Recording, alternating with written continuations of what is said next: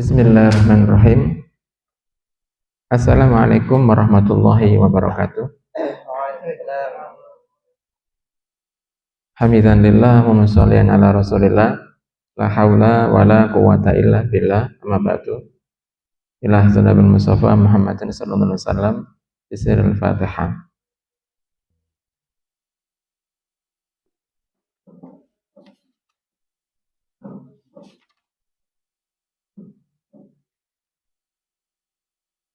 Kita masuk pada hadis yang ke-40. Bab sabri, bab tentang kesabaran. Kitab Riyadhus Shalihin, halaman 23. Hadis ke-30. Sudah ya? Wa an Suhaibin radhiyallahu anhu. Dari Suhaib radhiyallahu anhu. Anna Rasulullah sallallahu alaihi wasallam qol, bahwasanya Rasulullah sallallahu alaihi wasallam bersabda, kana malikun fiman kana qablakum. Dulu kana, ini fi'il madhi, dulu ada malik, ada raja. Fiman kana qablakum, raja sebelum kalian. Dulu ada raja sebelum kalian.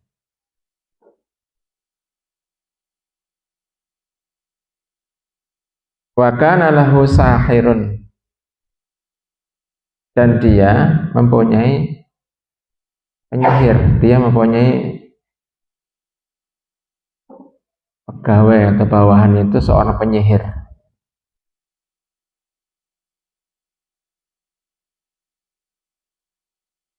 Falamma kabiro, maka ketika kabiro menjadi tua, yaitu penyihirnya menjadi tua,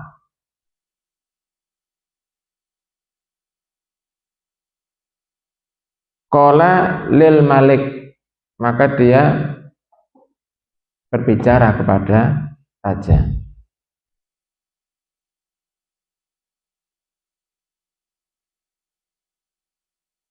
Ini qad kabirtu, sesungguhnya aku sudah tua. Sesungguhnya aku sudah tua.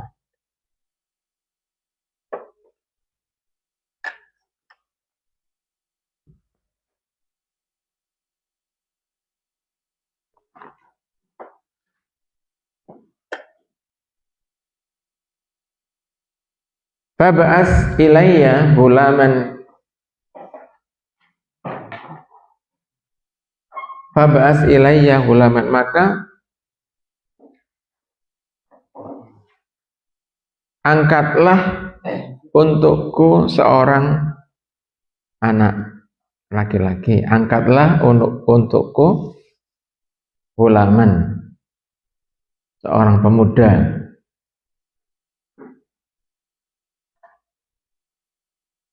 U'allimhu sihrah, aku akan ajari ilmu sihir.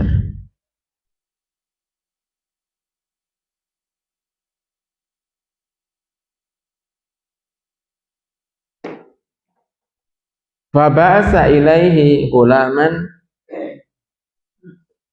yu'allimuhu, maka raja pun ba'asa ilaihi, mengangkat seorang pemuda, yu'allimuhu, yang akan diajari oleh dia, oleh penyihir itu.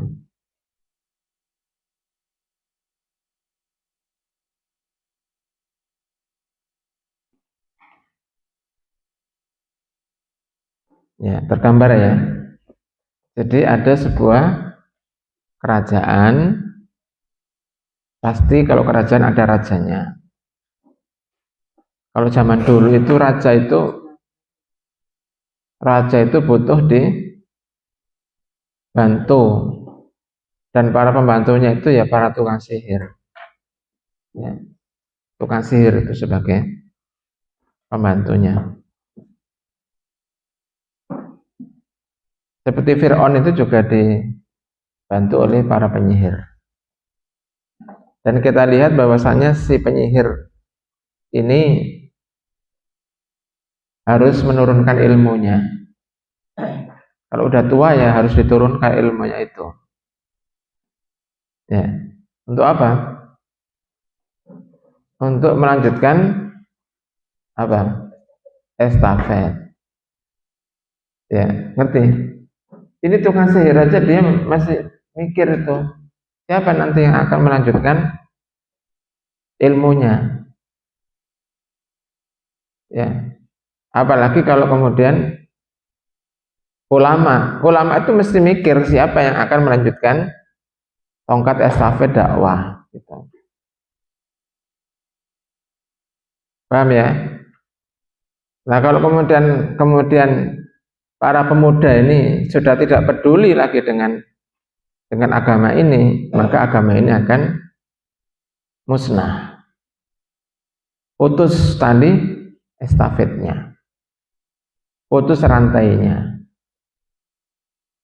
Dan kalian ini adalah satu mata rantai saja. Satu mata rantai yang kalau itu satu saja itu putus, ya putus semuanya, dianggap putus seluruh rantainya. Maka keberadaan kalian sebagai pemuda itu sangat dibutuhkan untuk menyambung rantai tersebut. Karena Dajjal itu ingin memutus rantai itu. Ya. Penjajah kafir itu ingin memutus rantai itu. Paham? Dan itulah yang diharapkan dan diperintahkan oleh baginda Nabi Muhammad SAW. Jangan kalah dengan penyihir ini. Tukang sihir itu aja dia harus mencari penerus. Paham ya? Jadi penerus. Nah, kita lanjutkan. Wa kana fi tariqihi idza salaka rohibun, maka ketika dalam perjalanannya si pemuda itu dalam perjalanannya menuju tukang sihir, idza salaka rohibun, dia melewati seorang rahib, seorang ulama. Ya. Dia melewati seorang rahib. Ya. Seorang pendeta. Ya.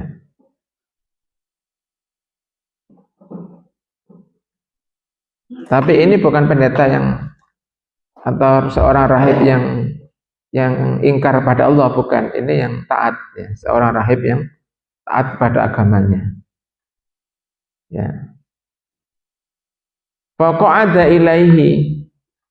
Nah, si pemuda itu duduk, ya, mampir.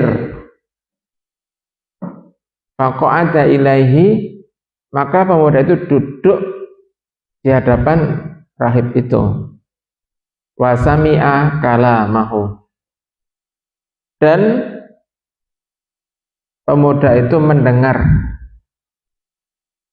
perkataannya, mendengar ceramahnya, ya, mendengar pengajiannya.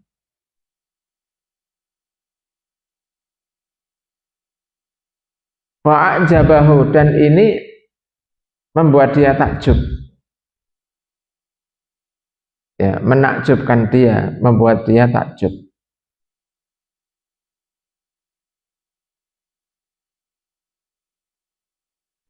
Nah, memang ini pemuda baik dia. Tetapi otaknya itu masih jalan. Ya.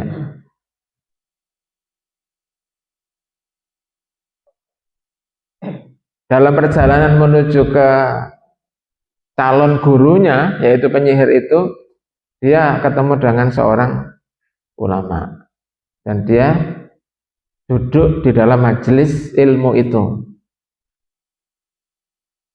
dan perkataan-perkataan dari ulama itu menakjubkan dia. Wa kana idza atas syahira, maka ketika dia datang ke tukang sihir itu, ke penyihir itu, marra birrohib, dia melewati rohib, wa qa'ada ilaihi. Jadi sudah ya? Belum ya? Wa qa'ada ilaihi, dan dia duduk di hadapannya. Wa idza atasakhira darabahu, dan ketika datang ke penyihir maka memukulnya. Penyihir itu memukul kena telat. Ya. Karena dia masih mampir-mampir dalam perjalanannya, dia mampir ke majelisnya ulama tadi. Ya, orang yang beriman itu. Sehingga dia pun dipukul oleh penyihir. Fasyaka dzalika ila rahib. Nah, maka itu pun diadukan kepada rahib. Diwadulno. Kula niku wau mantun dikampleng kalih penyihir. Guru kula penyihir sing pemantune raja niku wau. Diwadulno.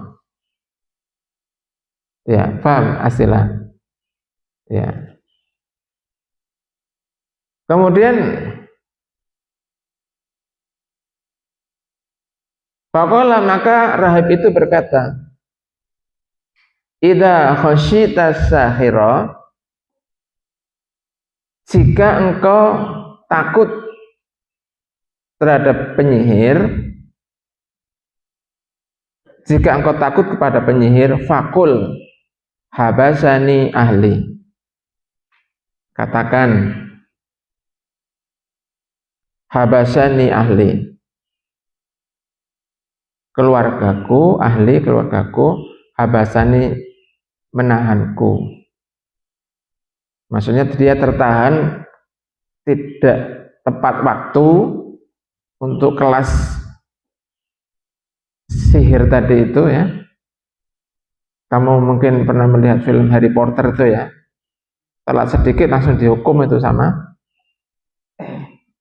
siapa gurunya itu namanya? Ya, pernah lihat Harry Potter? Gurunya yang paling sakti itu. Nah, dia kalau kemudian si tukang sihir itu memukul atau menghukum kamu, maka katakan, saya telat ini karena harus menyelesaikan urusan dengan keluarga. Yang menahanku adalah keluarga. Jika kamu takut kepada tukang sihir, wa idza khasyita ahlaka, dan jika engkau takut ya kepada keluargamu ya, kalau kamu takut kepada keluargamu ya, nanti datanya telat ya, kelasnya ternyata dia harusnya masuk kelas sihir, ternyata dia tambah kelas tanpa diketahui tukang sihir dan tanpa diketahui keluarganya. Ini kan sembunyi-sembunyi dia ikut dalam majelis ulama tadi, akhirnya kan telat pula nanti pulangnya ya. Kalau kamu takut nanti ditanyai sama keluargamu kok telat, maka katakan habasani as-sakhirah, tukang sihir itu yang menahanku. Ini solusinya ya, supaya nanti nggak dipukul lagi sama penyihir.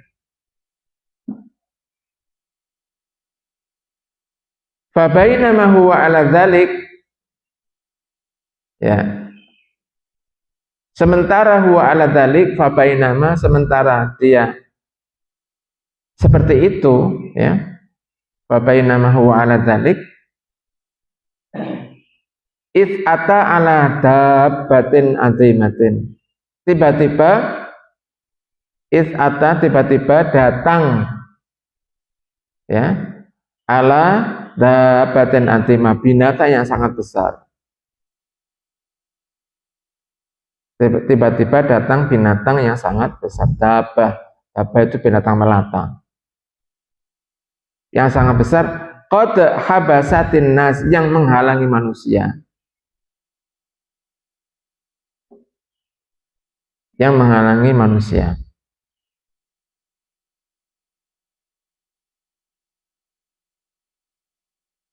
Faqala, maka pemuda itu berkata, faqala, al yauma a'lamu as-sakhiru afdalu am ar-rahibu afdalu. Pada hari ini aku akan tahu apakah penyihir itu yang lebih utama ataukah rahib itu yang lebih utama. Ilmunya mau dites ini ilmunya. Ya. Yang satu gurunya ini golongan hitam, yang satu gurunya golongan putih. Ya, mau dites. Ada binatang yang sangat besar yang menghalangi manusia. Fa'akhadha hajaran, maka pemuda itu pun mengambil batu.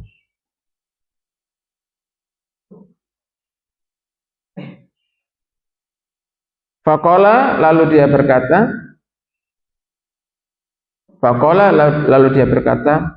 Allahumma in kana amrur rahibi haba ilaika min amri sahir faktul hadhid dabah. Ya Allah, in kana amrur rahib, ya Allah, jika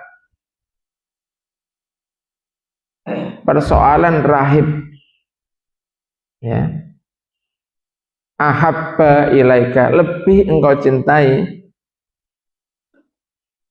ya, jika yang diajarkan oleh rahib itu ya, persoalan yang diajarkan oleh rahib itu lebih engkau cintai min amri sahir, daripada persoalan penyihir, faktul hadhid dabah, maka bunuhlah binatang ini.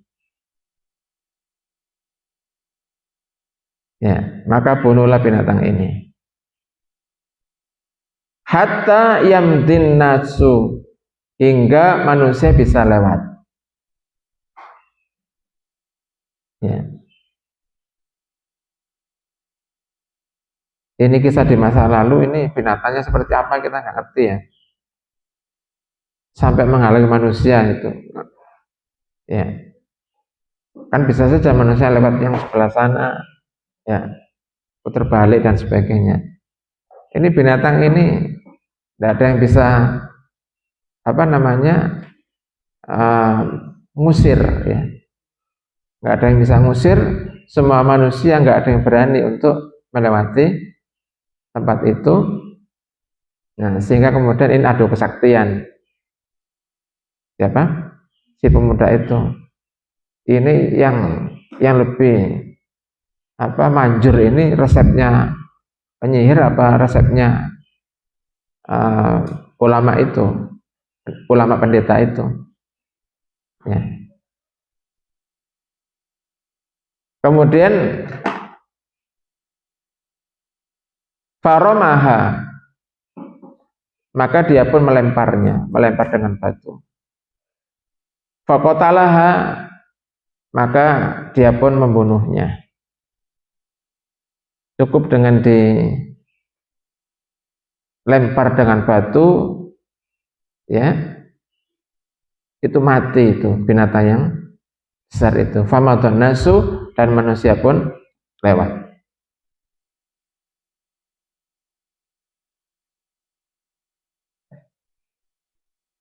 Nah, Fa'atar rohiba, maka dia pun datang kepada rahib, fa'akhbaruhu, dan melaporkannya. Datang dia kepada rahib, kepada gurunya, karena dia tadi mengatakan, kalau yang engkau cinta itu rahib, maka bunuhlah dia. Kalau misalnya itu terbunuh, berarti yang benar rahib. Maka dia lapor kepada rahib. Kalau dia lapor kepada penyihir, malah dia kena marah, ya. Kenapa kok ilmu penyihirnya yang tidak dipakai, kan begitu. Ternyata doanya adalah, ya Allah, kalau kemudian dengan lemparan ini binatang itu bisa mati, maka engkau berarti mencintai rahib itu. Maka pemuda itu pun lapor kepada rahib. Faqala lahu rahib, maka rahib itu pun berkata kepada pemuda itu, "Ai bunayya, antal yauma afdalu minni." Wahai anakku, antal yauma afdalu minni.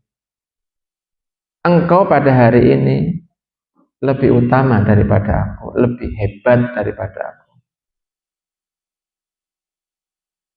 Lebih utama daripada aku. Qad balagha fi amrika. Sungguh, ya, telah sampai, maksudnya telah tercapai. Sungguh telah tercapai min amrika, urusanmu ini, ma'ara, sebagaimana yang aku lihat. Lulus si pemuda itu. Bahkan lulusnya ini mumtaz, sempurna, cum laude. Bahkan ini lebih hebat daripada gurunya. Apakah ada murid lebih hebat daripada gurunya? Banyak. Ngerti? Berarti gurunya bodoh. Justru kalau guru itu mampu untuk mencetak muridnya itu lebih hebat daripada dirinya, itu adalah guru yang baik. Paham? Jadi kalian ini nanti harus lebih hebat daripada apa?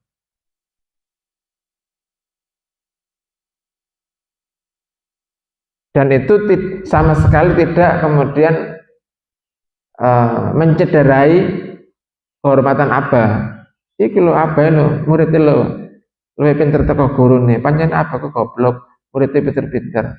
Tidak begitu konsepnya. Kalau seorang guru itu mampu mencetak muridnya itu lebih hebat dari dirinya, justru itu berhasil dan bisa menggantikan gurunya lebih baik. Paham?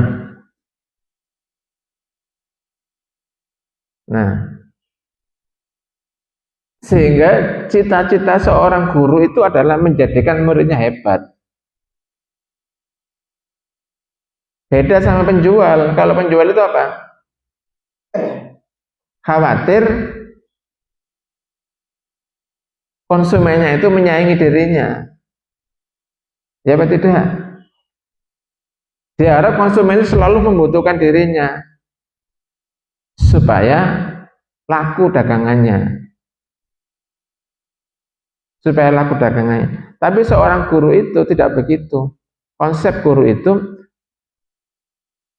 dia akan sangat bahagia ketika muridnya itu baik, tumbuh, dan lebih hebat daripada dirinya. Kamu bisa memilih kemampuan yang tidak dimiliki oleh Abah, karena langsung fokus pada satu jurusan. Sampai melejit, ini pakar di bidang fikih, ini pakar di bidang usuluddin, tafsir Quran, tafsir hadis. Ya Ibrahim ngantuk, ya ambil wudu, ya.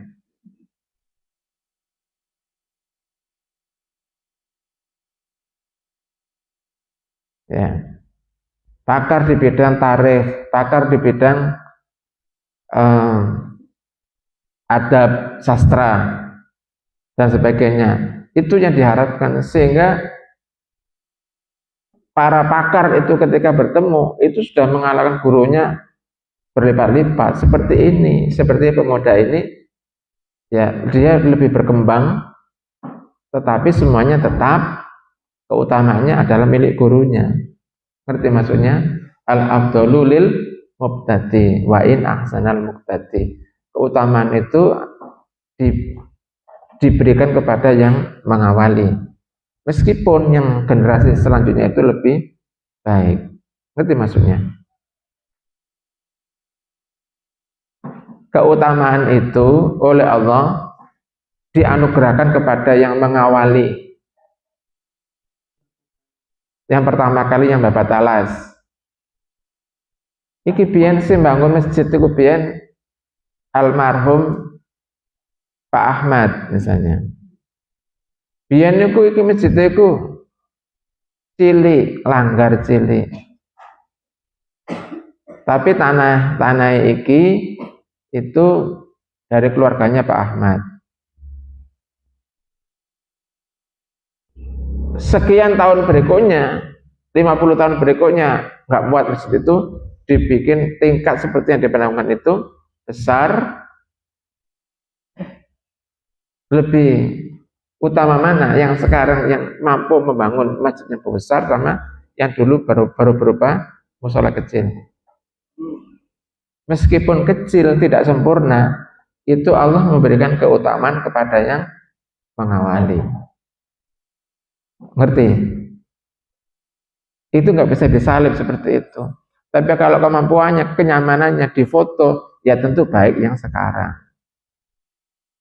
Justru generasi yang selanjutnya itu tugasnya adalah untuk memperbaiki, mengembangkan. Paham ya? Nah, kalau kemudian kalian ini sebagai generasi pertama ya, delegasi pertama yang akan dikirim ke Mesir, ya tentu tidak sempurna di awal. Kenapa? Ibaratnya Bapak Talas. Tahu Bapak Talas enggak? Masih banyak semak belukar. Baru kemudian tahun berikutnya semakin sempurna. Tapi kesempurnaan di generasi yang terakhir itu diawali dari generasi yang pertama, yang sulit itu. Paham? Jadi keutamaan itu diberikan kepada generasi yang pertama. Ada para sahabat ada sahabat yang pertama kali masuk Islam, ada sahabat yang pertengahan, ada sahabat yang akhir ya, menjelang wafatnya Nabi. Tapi yang paling utama ya sahabat yang pertama kali masuk Islam. Yang paling berat itu di rumahnya Al-Arqam itu yang paling berat itu. Paham ya? Jadi wajar setiap kali pada permulaan itu tidak dimulai dari yang sempurna. Seorang mubalighah dari entah dari Arab atau dari Eropa itu, kalau wajahnya sih seperti dari Arab ya, mubalighah itu, tapi bahasa Inggrisnya sangat bagus. Dia mengatakan jangan terlalu panjang ya, jangan terlalu panjang berencana, jalankan saja. Jangan terlalu lama berencana, jalankan saja. Meskipun belum sempurna. Karena yang menyempurnakan nanti adalah Allah Subhanahu wa Ta'ala. Ngerti maksudnya? Ngerti maksudnya? Jika engkau mempunyai rencana, jangan terlalu lama-lama dipikirkan. njaluk sempurna di awal itu. Nggak usah. Ketika rencana itu sama dengan niat, ketika rencana itu sudah pasti, maka jangan lama-lama berencana. Karena rencanamu itu nanti akan disempurnakan oleh Allah Subhanahu wa taala. Perang Badar nggak pakai rencana, disempurnakan oleh Allah Subhanahu wa taala. Perang Uhud pakai rencana. Perang Uhud itu pakai rencana. Tapi para sahabat malah melanggar, kalah dalam perang Uhud. Perang Uhud itu lebih siap daripada perang Badar. Kalah dalam perang Uhud, pulang semuanya ke Madinah. Sampai di Madinah suruh kembali untuk berperang lagi. Masih belum istirahat, masih capek ya. Jadi masih luka-luka, masih luka bacok dan sebagainya, itu masih belum dibersihkan. Suruh kembali lagi. Dan yang kembali lagi adalah yang kemarin perang, tidak boleh yang orang baru, tidak boleh peserta baru yang ikut perang dalam perang selanjutnya. Akhirnya kemudian dalam perang selanjutnya tanpa persiapan kan berarti lemah semua, habis capek ya, dan kalah ya, habis kalah. Tapi kemudian Allah yang menyempurnakan rencananya. Untuk babak kedua di perang Uhud itu, babak kedua di perang Uhud itu semuanya sudah melibatkan rencana Allah Subhanahu wa taala. Nabi kemudian memimpin mereka, kemudian dibikin susunan barisannya itu menyamping. Itu menyamping. Kalau jumlahnya 500 misalnya, barisannya itu tidak nyusunnya enggak dari depan ke belakang, tapi menyamping begini, melebar begini. Ngerti? Melebar, dan itu malam hari, melebar dan malam hari, kemudian masing-masing membawa obor. Sehingga kelihatan dari jauh itu obornya banyak obornya. Membawa obor, kemudian yang di belakang nabo-nabo, bikin keributan nabo-nabo itu loh. Kan perang kan pakai tabu-tabuan begitu. Sehingga suaranya itu memang seperti besar. Kan tidak kelihatan dari mana? Dari jauh itu jumlah pasukannya. Yang kelihatan kan lampunya yang melebar itu. Lalu orang-orang kafir Quraisy nggak berani pulang. Mereka mengira bahwasannya Rasulullah Muhammad mengirim bala bantuan yang lebih besar dari Madinah. Nggak terjadi perang fisik, tapi dengan strategi itu kemudian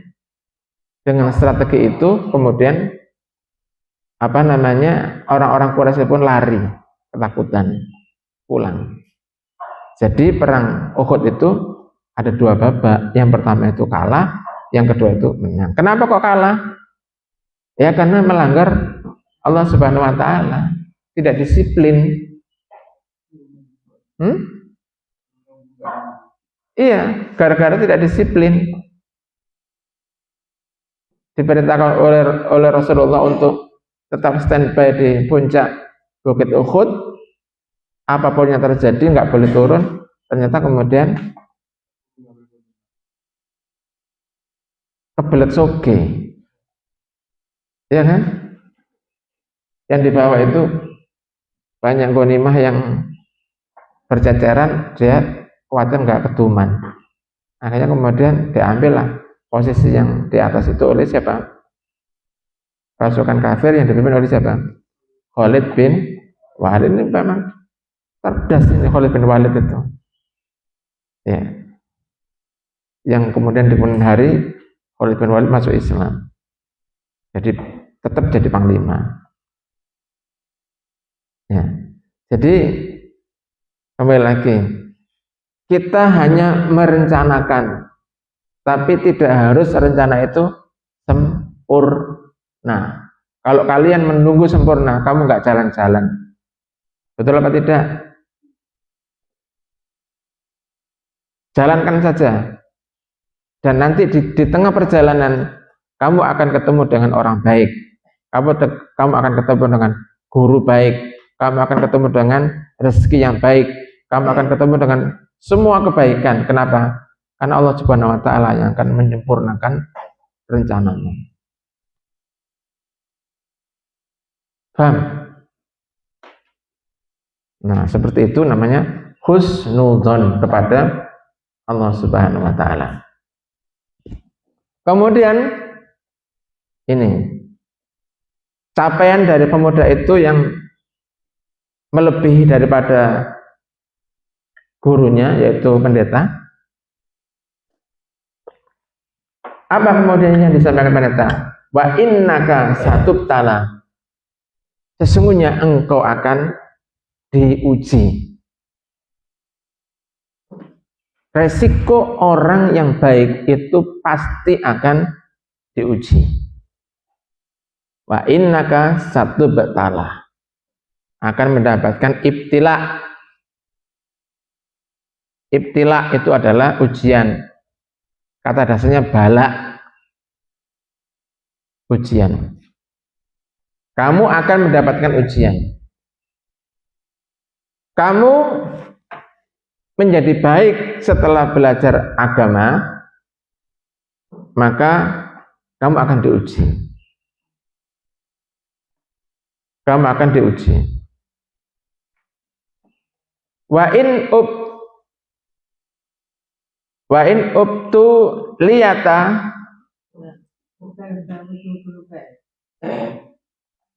fala tadulla alayya. Jika engkau diuji, ya, yaitu diuji oleh, ya kira-kira ya rezim saat itu siapa? Ya raja sama penyihir.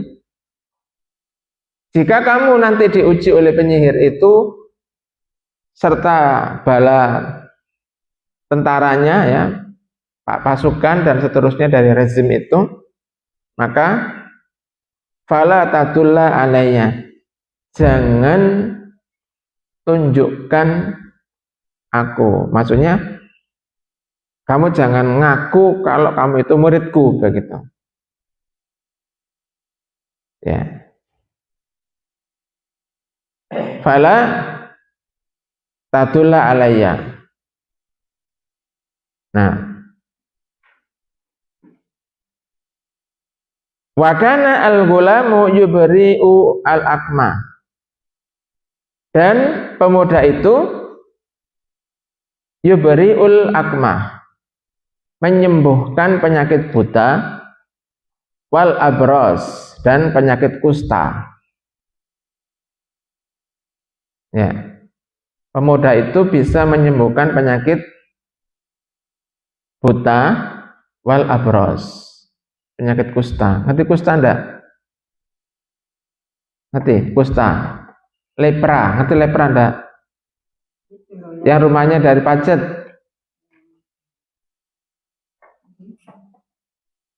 Yang ada rumah sakit itu, Sumber Gelaga itu dulu adalah rumah sakit kusta. Rumah sakit kusta itu tandanya apa? Orang sakit kusta itu pertama seperti panu, bentuknya itu mirip seperti panu, tapi itu bukan panu, penyakit kulit, ya. Tiba-tiba kemudian ruas-ruas jarinya itu putus sendiri. Ruas-ruas jarinya inilah hilang. Lama-lama ndak ada jarinya, buntung. Kadang tangan, ya tangan, kaki, atau telinga, atau hidung. Kalau kamu tahu di jalan-jalan itu ada orang yang tangannya itu apa namanya, grempes begitu, ya. Itu bukan karena kepotong, itu karena putus sendiri. Itu namanya penyakit kusta. Dulu nggak bisa disembuhkan itu. Orang kalau sudah kena penyakit kusta, pasti akan dihindari. Takut disentuh dan sebagainya. Maka kemudian adanya rumah sakit Sumber Gelaga di Pacet itu terkenal itu. Ada orang dari Sumber Gelaga itu mesti kusta sudah ngumpul ke situ. Insya Allah Jawa Timur ngumpulnya di situ. Sekarang jadi besar rumah sakit itu tidak hanya menangani penyakit lepra ataupun kusta dan bisa disembuhkan. Ya, bisa disembuhkan. Tapi zaman dulu ini penyakit yang nggak bisa sembuh. Nah ini pemuda itu bisa menyembuhkan. Wa yudawin nasa min sairil adha, dan dia menyembuhkan manusia, mengobati manusia min sairil adwa, dari seluruh obat. Ya.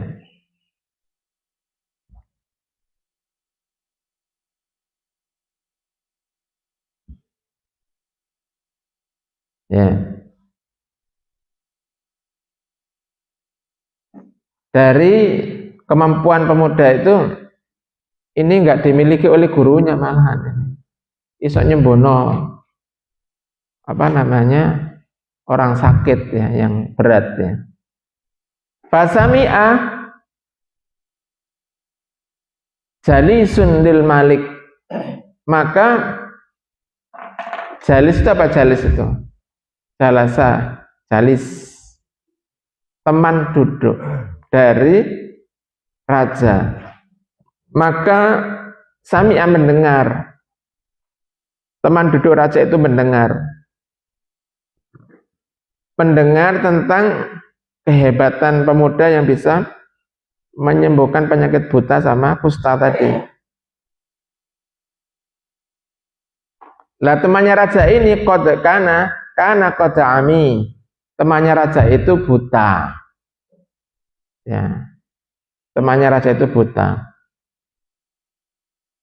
Fa'atahu, maka teman duduknya raja itu mendatangi pemuda bihadaya kasiratin, dengan hadiah yang banyak. Dengan hadiah yang banyak. Ini hadis ini cerita ya. Ya. Bercerita Nabi. Nanti pesannya ada di belakang ya. Faqala ha huna laka, ini semua untukmu. Si tokoh buta tadi itu, ha huna laka ajma'u in anta syafataini, aku kumpulkan jika engkau menyembuhkanku.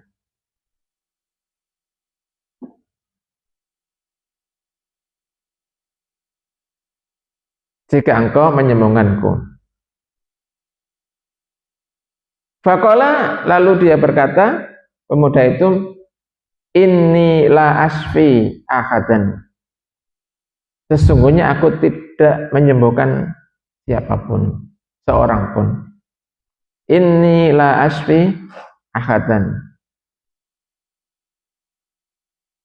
Innama yasfi, sesungguhnya yang menyembuhkan hanyalah Allah Subhanahu wa ta'ala. Coba begini, seorang tabib itu bisa memaksa ya. Yang menyembuhkan bukan saya, tapi yang menyembuhkan adalah Allah Subhanahu wa ta'ala. Fa in amanta billahi ta'ala, kalau kamu mau beriman kepada Allah ta'ala, da'autullah, aku berdoa kepada Allah ta'ala. Ya. Kira-kira gelem enggak? Waras apa enggak? Nek kepengin waras, beriman kepada Allah dulu, nanti aku berdoa kepada Allah Subhanahu wa ta'ala. Ya.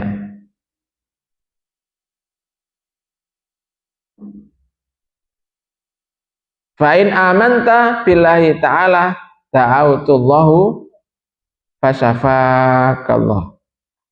Kemudian fa amana billahi ta'ala, lalu orang itu pun beriman kepada Allah Ta'ala, fasyafahullahu ta'ala, maka Allah pun menyembuhkan dia. Enak ya, kalau pakai operasi mata, langsung dia itu bisa melihat, bisa sembuh. Fa'ata al-malika, maka si pasien yang sudah sembuh tadi mendatangi raja. Ya. Fajalasa ilaihi, duduk dia di sampingnya. Duduk dia menghadap dia. Kama kana yajlisu, sebagaimana biasa dia duduk. Memang dia teman ngopi ya bareng sama raja itu. Faqala lahu al-malik, maka berkatalah kepadanya raja itu, bertanya, heran, kemarin kan nggak bisa lihat, sekarang kok sudah bisa lihat? Operasinya di mana? Nggak begitu, belum ada rumah sakit mata.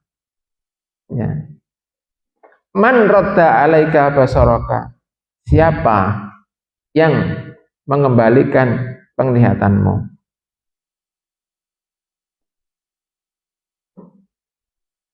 Siapa yang mengembalikan penglihatanmu? Nah, ini jawabannya. Jawaban orang yang beriman ini. Qala Rabbi. Bukan pemuda ya. Yang menyembuhkanku adalah Rabbi, Tuhanku. Qala, raja itu mengatakan, walaka Rabbun ghairi, apakah engkau punya Tuhan selain aku? Coba ini. Rajanya ini mengaku dirinya sebagai Tuhan. Ternyata Tuhan tidak sekedar Namrud sama Fir'aun ya. Banyak juga Tuhan-Tuhan yang dari raja-raja itu. Ya, cuma ikonnya kan diambil sama Fir'aun sama Namrud ya. Walaka Rabbun ghairi, apakah engkau punya Tuhan selain aku? Lalu dia mengatakan, qala Rabbi wa rabbukallah, Tuhanku dan Tuhanmu adalah Allah. Ini pernyataan yang menantang ini. Enggak cuma mengatakan Tuhanku Allah, engkau tidak anggap aku sebagai Tuhan, enggak. Tuhanku Allah, demikian pula Tuhanmu adalah Allah. Padahal dia mengaku sebagai Tuhan. Si rezim itu, si raja itu. Baru bisa melihat, sehari sudah bisa ngelawan rezim, mengelawan raja. Kenapa? Karena dia sudah beriman. Dia sudah beriman dan itu teman baik ya. Rezim tadi itu, raja itu teman baik daripada mantan buta tadi. Nah, apa kemudian resikonya? Rabbi wa rabbukallah fa'akhodahu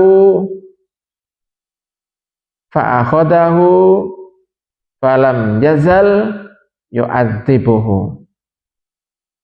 Maka dia tangkap orang tadi, falam yazal, dan terus yu'adzibuhu, dia siksa.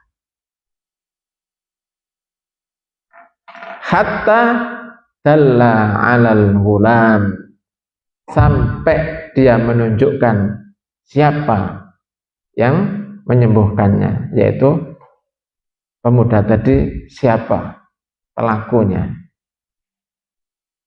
Jadi pemuda itu adalah orang yang bersalah. Kenapa? Karena menyembuhkan orang buta, lalu orang buta itu menjadi beriman dan dia berarti kemudian melawan raja. Sehingga laki-laki itu pun kemudian ditangkap dan disiksa. Bagaimana kemudian nasib daripada pemuda itu? Demikian pula dengan nasib daripada orang yang buta itu. Kita akan simak pada waktu dan gelombang yang sama besok insya Allah. Paham ya? Ya. Diputar di frekuensi yang sama. Demikian kita tutup dengan doa kafaratul majelis. Baik. Assalamualaikum warahmatullahi wabarakatuh.